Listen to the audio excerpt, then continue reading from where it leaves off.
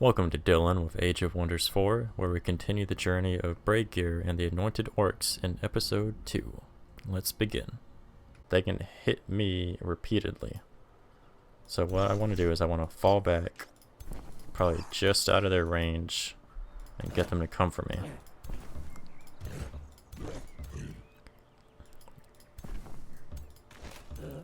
I think that this formation is a pretty decent formation. I think that this formation is the best formation because the Zealot can only hit my Anvil Guard or my Halberdier. Now the Chaplains can hit multiple people, but they're going to be able to hit multiple people anyway, which is whatever. Let's go ahead and end the turn, put all of our units in defense mode.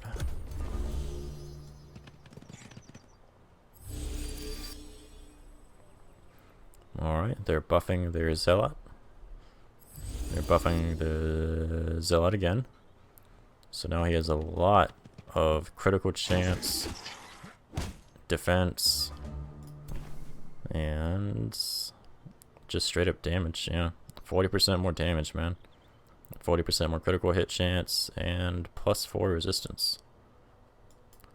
He didn't do much damage to us though, because he had to move, use 2 out of his 3 action points, which is indicated by these dots.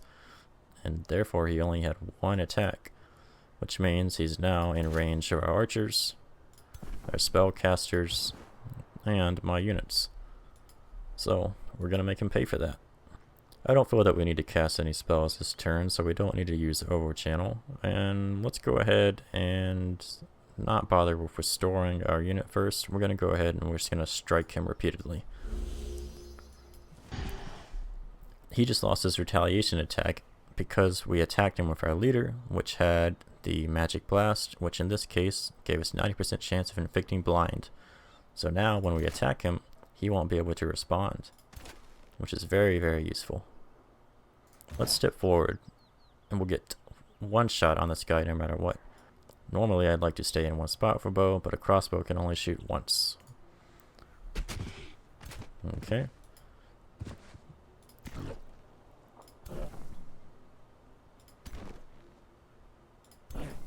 I'm going to step forward with my Halberdier and attack him. And then I'm going to go ahead and boost the defense of another one of my units.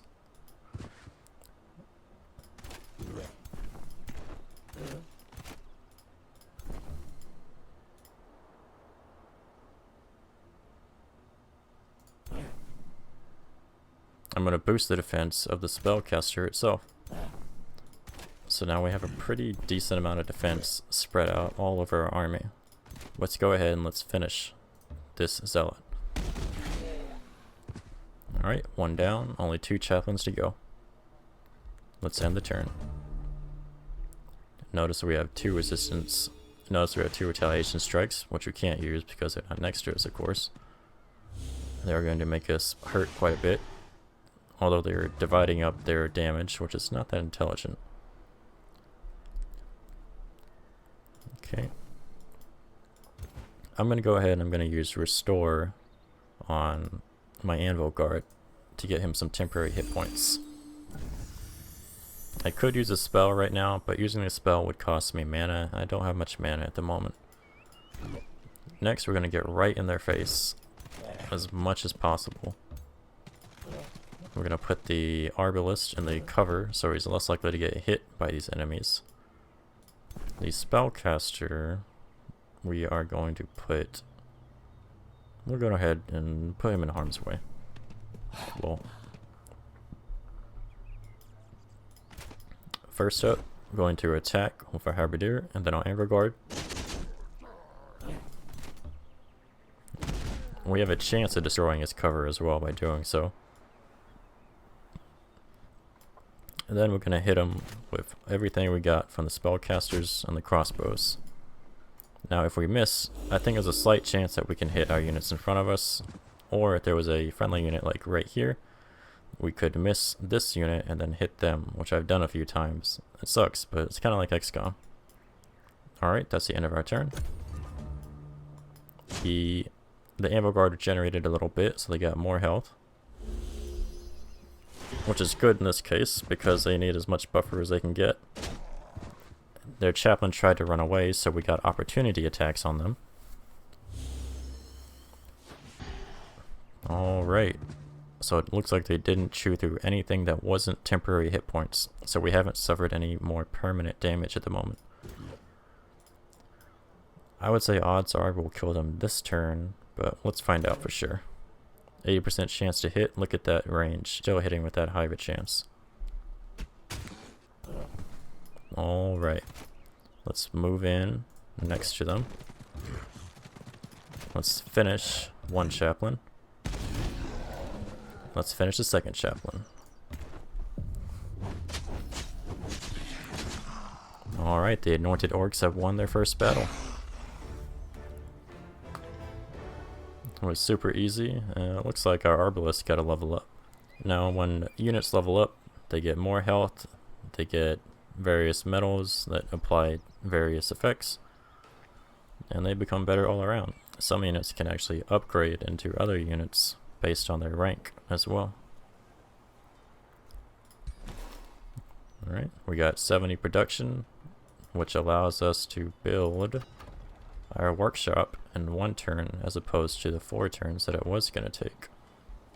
Or 3 turns, whatever it was. Now our units are a little bit hurt, but we have a number of ways to give them temporary hit points, so I'm not too concerned. What I'd like to do instead is I'd like to continue moving around the map, killing armies, and getting loot. What I'm going to do next is I'm going to go for this army up here, which is standing on top of a war-torn banner, which will give all of our units some experience. I want to get my hero leveled up quite quickly, and that experience will help quite a bit. Okay, we've got to set our arcane research. Let's take a look at our options. We've got the Sundering Blades, which is from our Tome of Enchantment. That gives us the chance of inflicting Sunder Defense. We've got Steel Fury Chant, which makes it so that all friendly units lose all stacks of bolstered defense and bolstered resistance, and for each stack lost they gain strengthened and fortuned. So they lose defense, they gain straight up attack. Then we have Rune of Industry, which grants non-industrious units bolstering. This will be useful in the future when we have units that aren't from our industrious civilization, so getting Runes of Industry doesn't seem very important to me. Sundering Blades, I think, is more important. We're going to get that, and then we're going to upgrade our melee units to lower the enemy defense. Steel Fury Chant is something I would look into in the future. Alright, and that's our first turn. Let's move on. Okay, day 2. Alright, so step 1, I believe, is going to be to move 1 scout west along the road. We have a Floral Stinker here, as well as an Entwined Thrall, and a Wild Speaker, and a Fury as well. Over here we actually have an Infestation, which you can see when the province is red. These units aren't awake yet. They're kind of like barbarian camps. They wake up in about 9+ turns. So for brigand camps it says, few know what drives the hearts of mortals. Oft it is greed, valor, or simply hunger. When the common cause grows large enough, men and women of like minds will find each other in secret places. Smoke from campfires and makeshift forges drifts among shoddy tents and huts of these haphazard armies. It is from here that they assault the surrounding lands with relentless impunity. So once a camp wakes up, it'll start to make units that'll patrol the land and then actually attack us. So the sooner we take them out, the better in a lot of ways. Unless you want to get a fight, which is up to you. Our next move is going to be to acquire that creature. Let's see what we got. Oh, we got an Inferno puppy. It has terrible health. Only 5 hit points.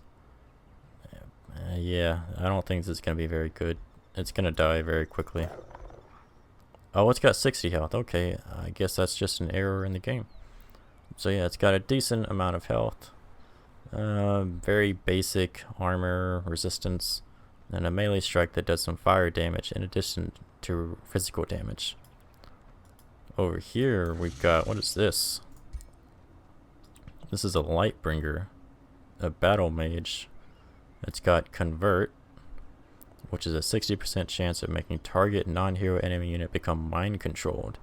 If unsuccessful, the unit becomes weakened by 2 instead, which makes it lose 10% damage. So that is dangerous, man. It's got 60 health points. It's not very strong, but chances are it's gonna make 2 of our units join its side almost no matter what. Unless of course it moves, but chances are it's gonna stay still and wait for us. It also has Faithful, which reduces its upkeep, but it's not important for their units. They are on top of Archon Blood, which is a magic material. When we annex it, we get plus 20 mana, and we get plus 20 combat casting points. I believe that's per turn. It says, when the mighty and enigmatic Archons fell in ages past, their blood infused and changed the land in certain places. Now, travelers often report feeling strangely invigorated when crossing this hallowed ground. The mysterious substance found therein can be carefully cultivated and gathered as raw magical power. So magic materials are something that you can get from vassals, you can get directly from the land. What they do is they give your civilization bonuses, like Arcanium Ore gives their units 25% cheaper her recruitment costs, Focused Crystals give you plus 10% experience. If you get all 3 of these, then you get Rings of Binding, which give your heroes more defense, resistance, bonus damage. It's all really good. There's 9 total magic materials that are available in the world. So this Inferno puppy, what I think I'm going to do is I'm going to probably consolidate him back with my other army. So I'm going to bring him back north. And the scout, what I'm probably going to do is send it east along the road. If you move along the roads, you have a higher chance of finding free cities and other rulers. Free cities are important so that you can get the vassalization process started to get them integrated into your empire, and other rulers can be important either to kill them or to find allies. We also completed our workshop, which gives us more production. We're up to 38 per turn. I'd really like to get the workers' farmstead. To do that, I need a forester.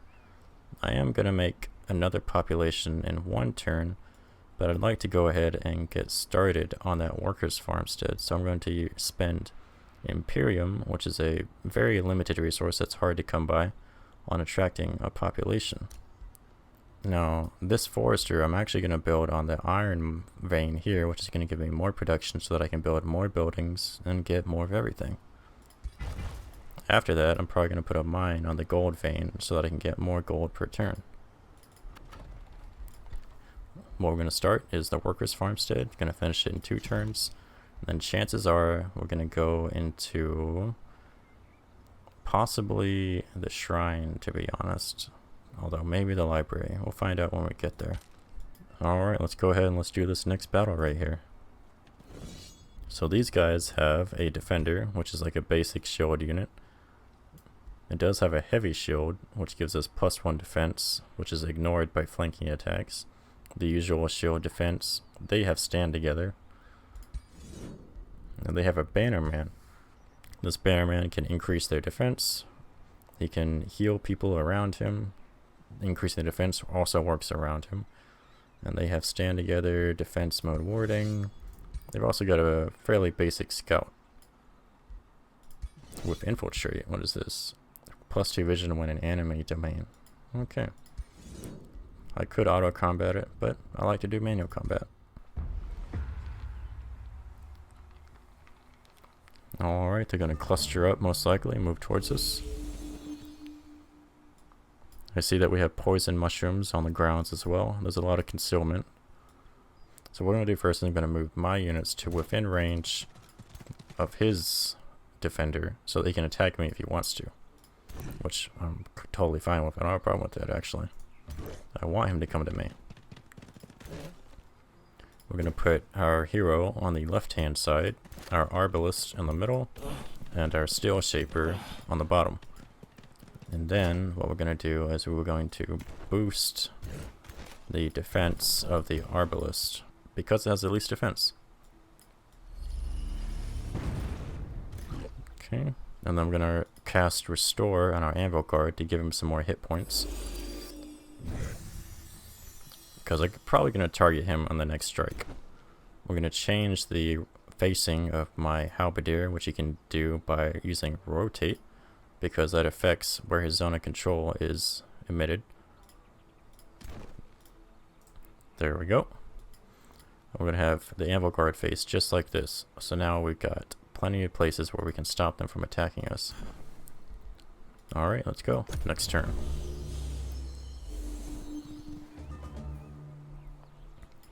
The enemy is actually making the choice not to directly approach us, which is an interesting one. They do, however, have no choice but to attack us very shortly. My hero is in some danger, but he has way more health than everybody else, so I don't mind him taking some damage. Alright, so what we're going to do is we're just going to stand in place. We're going to wait for them to come to us, and there's nothing else to do, really. They're going to buff him. They're going to send their scout in to attack us. Alright. Yep, attacking my hero unit, as I thought. That's because he has the least defense. 4 compared to 6. Well, they could have gone with the halberdier. So our first move here is going to be an overdraw crossbow strike, which does more damage than regular crossbow strike, and it'll cancel his retaliation attack, which is shown by the little sword right there. So we won't attack back when we attack him with our anvil guard, for instance. So let's strike him. We grazed. I think we just failed to remove the retaliation attack then. We can't hit him with our magic blast to blind him in this case, so we'd have to run away and then risk getting attacked. So in this case, I think the best option is going to be just to attack immediately with the anvil guard. Although, let's go ahead. No. Yeah, we're going to reserve our spellcaster to give us some more defense on another unit, since chances are we're about to get attacked. He's going to respond to our anvil guard. He's going to get more defense because he was attacked. So now that I've removed the retaliation attack on this unit, I can just pull back and then strike him with a magic blast. Okay. So if I attack this unit with my halberdier, he'll be flanked by the scout, which is going to give the scout more damage. So I'm not very keen to move my halberdier in like that, but it might be something sensible to do. Anticipating that he'll probably get attacked, what I'm going to do is I'm going to increase his defense further, because he's going to get flank attack, like no matter what. I'm pretty sure of it. But we're going to do some good damage to that defender right there. Okay. That's all of our units moved. I don't think that we want to cast any spells right now, because we can only cast Bolstering Chant, which is a temporary heal plus some extra defense, and it costs us mana. Mana and gold are very important in this game. Yep, there comes the strike. He's flanked, he lost bolstered defense, he's hit from behind multiple times, very painful. But that's okay, he can take it. Alright, they're focusing their damage, which is a smart move. Oh, he responded twice. Interesting. Okay, so you can actually have it to where they respond on the same unit. Very cool. Alright. Let's go ahead. Let's heal him. I don't think that'll be enough. So what I'm also going to do is I'm going to cast a spell on him to increase his defense and give him more hit points. So now he's doing pretty good. In the meantime, what we're going to do is we're going to step back 1 here and then shoot this guy with the crossbow. Okay. So he's in good cover, my hero's in good cover, my spellcaster's in good cover, my anvil guard's in good cover. Let's finish him with the anvil guard.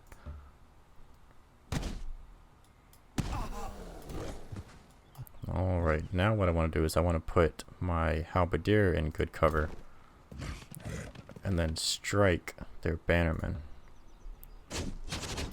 This makes it harder for them to hit any of my units, really. The spellcaster, I'm actually going to push forward a little bit so that she has a chance to strike on the next turn.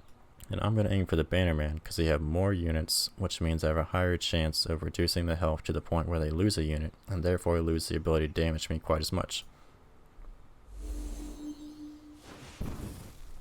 He didn't kill a unit, but he did hurt them. Alright, that's our turn done. Chances are they're going to attack the spell. I hope you enjoyed Age of Wonders 4, following Bray, Gear, and I as we lead the Anointed Orcs into the future. If you liked this video, why not give it a like? And if you want to see more, you can always subscribe. Feel free to let me know how the video went or what you thought of my moves in the comments below. I'll see you later in episode 3.